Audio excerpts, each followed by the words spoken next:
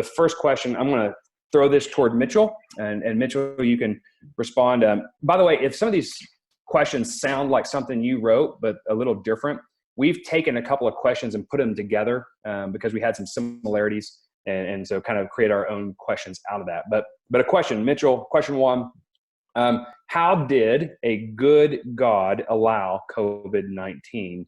Or maybe taken another way, how does a good God allow any virus, disease, or suffering? Yeah, and this would certainly fall into the category of one of those questions that's been around for a very, very long time. And to go back to our initial point about these questions are the deep end of the pool, and some of these questions have come in the form of answers that are books long and certainly entire courses long. And so for us to do any kind of justice to a question like this, I feel like need to bring in some categories. So I'm going to deal with the idea of the specific nature and the general nature all at the same time of the question. And again, I will tend to do it in terms of categories. So the way that I look at this question in terms of categories is going to deal specifically with the manner in which the person asking the question is asking the question. And for me, I've seen certainly three different categories that the person asking this question is going to ask it. One, people tend to ask this question in terms of a philosophical nature. So the problem of evil tends to pit two ideals. You have goodness and you have evil. And how are those things interrelated? How do those things work themselves out in our lives? How do we see them? How do we know them? How do we even justify their presence? Okay, so the philosophical nature of this tends to look at God as all good and as all powerful. And we know these things from Scripture. And if those two things are possible, and if those things are right, then how is it that a third thing is there of evil and by implication suffering and those kinds of things? So in one sense, it seems to be a logical contradictory, okay? So that's the first category, the philosophical, very cold, typically very articulate, typically very impersonal. So if somebody's asking you a question in that way, then it's helpful to have answers that address the way in which that person is asking. And we'll get to that in a second. So you have the philosophical. The second tends to be religious. And by religious, I look at the idea of, why am I suffering? What have I done wrong? Why do I have COVID-19? Or why does my family member have COVID-19? Those kinds of things. And so there's a sense of guilt that comes with it, or shame that comes with it, as why is God punishing me? Or why is God punishing us? So there's this sense of some mechanism has been put in place, and I am bearing the negative reaction to all of this. And there's a reason for it. And God has rightly, justly decided that the negative reason that's fallen on me is right and good. So we have philosophical, cold, we have the religious that deals with guilt. And then I touched on it a second ago, we have the relational aspect.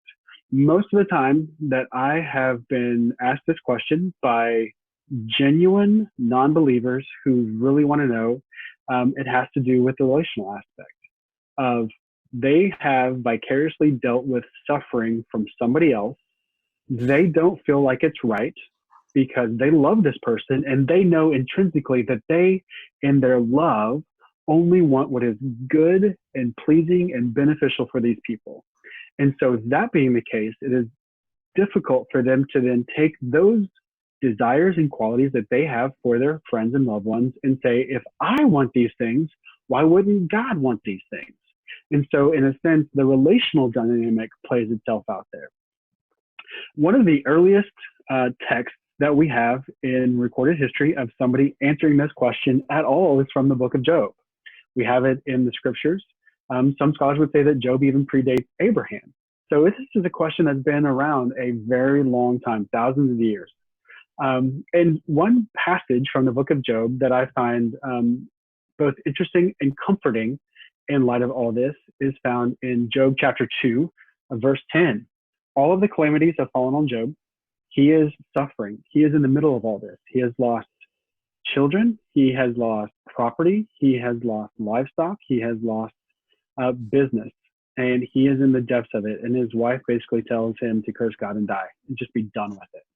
And Job's response is interesting. He says to her, "You speak as one of the foolish women who would speak. Shall we receive good from God, and shall we not receive evil? In all this, Job did not sin with his lips." Job is recognizing the way of the world. Job is recognizing the idea that God in his goodness and his sovereignty is at his discretion to use whatever means he desires to bring about the most good on the earth. And this is going to play itself out not only in the philosophical, but in the religious and in the relational aspects and how we deal with this question and how we look at it. So just some teasers, and I'm already going a little longer than I anticipated given the number of questions we have.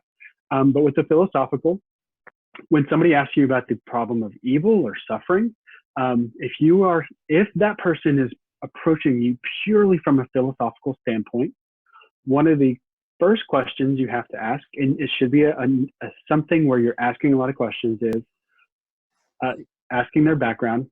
If they want to ask the question, why is there evil in the world? Start unpacking that. Well, how do you define evil? What do you know what evil is? If we have evil, how do we know what good is? If there's a reason that you feel like goodness should be what is always on the forefront and always what we're looking for, how do you define that? What basis do you have? In a Judeo-Christian ethic that we come out of, we know what is good and right because God has revealed himself, and we know that he is good, and that is the basis for all goodness. In the same sense, if you're coming from a purely naturalistic or humanistic standpoint, you then have a much bigger question. Not only do you have to decide what is evil and what suffering constitutes, but you also then have to decide what actually is good.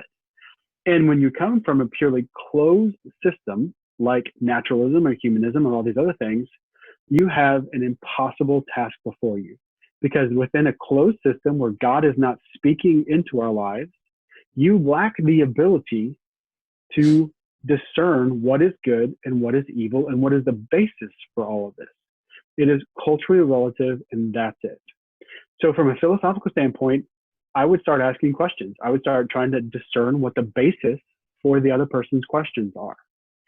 From a religious standpoint, we can look to Job certainly and say, God certainly is the good one. He certainly gives us blessings in our lives. He certainly gives us those things that are good and right, and we should be willing to accept those. In another sense, we understand that God uses hardships and that God uses suffering and that God allows those things and even desires those things so that we can grow, so that we can understand his grace, so that we can understand his sovereignty and goodness in our lives, and so that we can learn what it is to be his child in and through the world that he has created.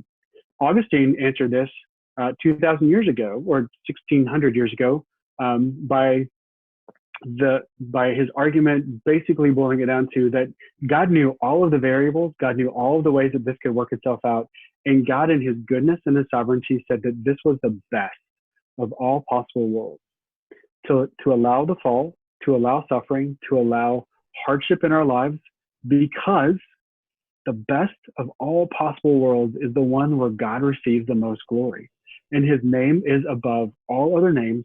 And God saw that this was the one that would make that happen. And so he allowed that.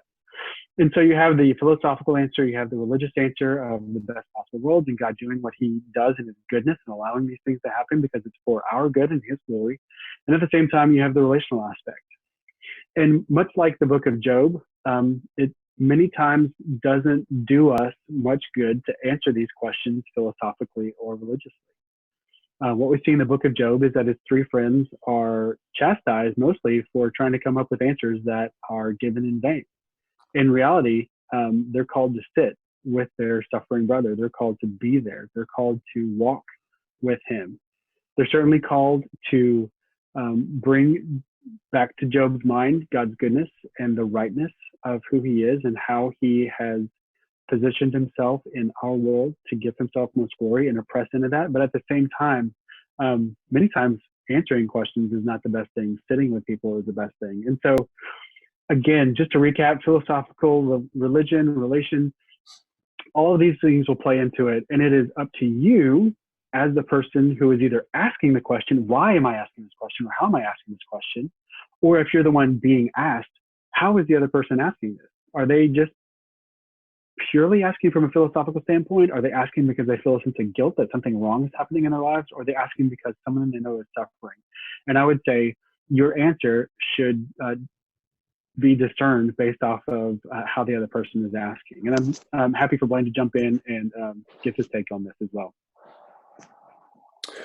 Yeah, and I don't have really much to add. I think that's really wise of trying to figure out where the person's coming from in the question, because we don't want to treat everyone like we're debating Richard Dawkins on a philosophical level, and we want to speak to people's struggles and their own personal struggles with the question. The only thing I guess I would add is, it is okay for us at times to admit that we don't have all the answers. And I think this is one of those questions where we have the kind of the theological answer that this is ultimately good for God and his glory.